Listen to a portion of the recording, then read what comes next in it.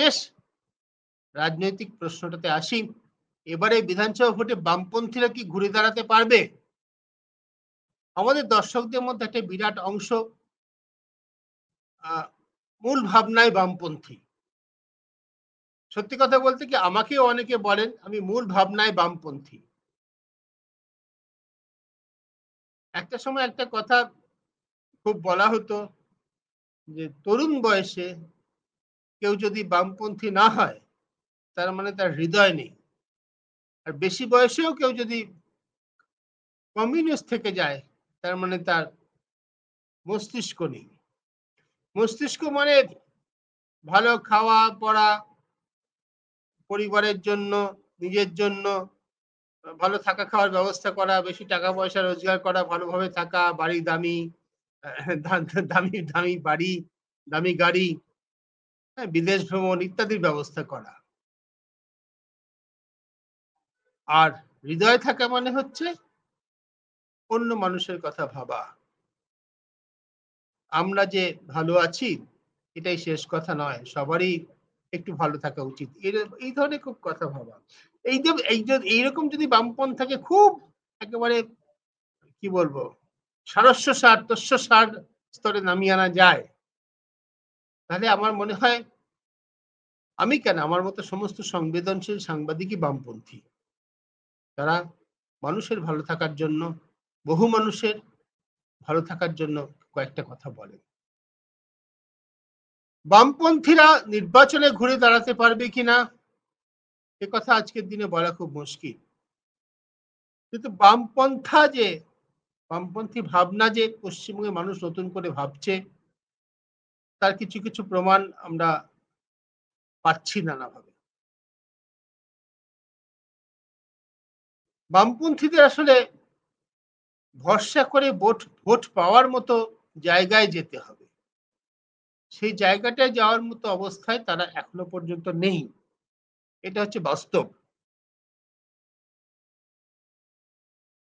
তার অনেকগুলো কারণ আছে।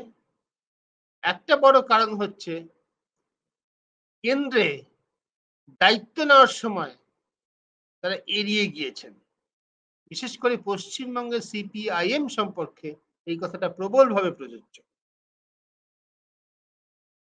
এই দায়িত্ব যখন নিতে হয় তখন আমরা এড়িয়ে যাই, এইটা হচ্ছে পশ্চিমবঙ্গের সিপিএম এর একেবারে চরিত্র লক্ষণ। সর্বত্রই খুব ছোটখাটো নির্বাচনেও আমি দেখেছি। একদম ছোটখাটো ক্লাব স্তরের নির্বাচনে সবথেকে বেশি ভোট পাই এতে তাদের বিপুল আনন্দ।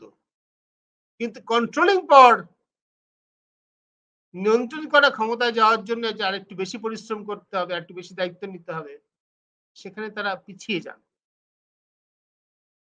পশ্চিমবঙ্গের বামপন্থীদের উপরে এই দাগটা চিরকাল লেগে আছে। এখন দিল্লিতে ক্ষমতায় যাওয়ার কোনো ব্যাপারই নেই। পশ্চিমবঙ্গে সামান্য একটু জমি ফিরে পাওয়ার ব্যাপার আছে।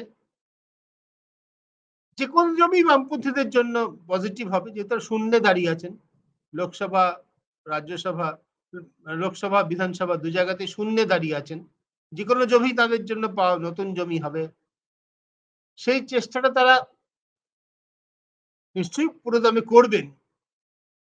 কিন্তু সত্যি কথা বলতে কি তাদের জন্য খুব ভরসার কথা বলার মতো জায়গায় আমি এই মুহূর্তে নেই।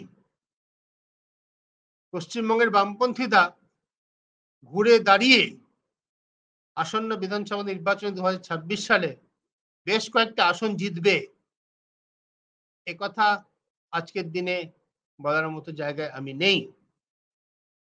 জিততে পারলে ভালো হতো। বামপন্থী রাজনীতির, বামপন্থী ভাবনার খুব বড় প্রয়োজন রয়েছে। আজকের দিনে আরো বেশি করে প্রয়োজন রয়েছে। যত বেশি ফ্যাসিবাদের দ্বারা জাতীয় এবং রাজ্য রাজনীতি আক্রান্ত হবে, যত বেশি শুধু ভোগবাদ, শুধু আনকন্ট্রোলড ক্যাপিটালিজম আমাদের অর্থনীতিকে গ্রাস করবে, এক শ্রেণীর মানুষ ক্রমাগত বিচ্ছিন্ন হতে থাকবে মূল স্রোত থেকে, ধারা থেকে, তত বেশি বামপন্থী রাজনীতির প্রয়োজন আছে। কিন্তু সে জায়গায় যাওয়ার মতো জায়গায় প্রস্তুতি বা আবহ পরিবেশ তাদের জন্য তৈরি নেই। এটাই হচ্ছে বাস্তব। আজকে পশ্চিমবঙ্গ সম্পর্কে আমার এই বিশ্লেষণের পরে আমি আপনাদের কয়েকটি প্রশ্ন বক্তব্য রয়েছে সেগুলো দেখব। যেগুলো ভদ্রতাসম্মত, সুস্থ রুচির, সেগুলি আমি স্ক্রিনে ফেলে তার উত্তর দেওয়ার চেষ্টা করব। বাকি যারা অশ্লীল কথাবার্তা বলেন তাদের আমি অনুরোধ করছি আমার অনুষ্ঠান দেখবেন না।